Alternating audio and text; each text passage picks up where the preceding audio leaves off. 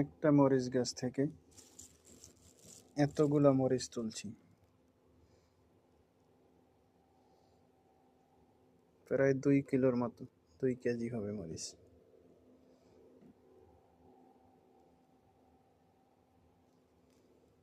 দুই কেজি হবে, 2 কেজির কম হবে না, বেশি হবে।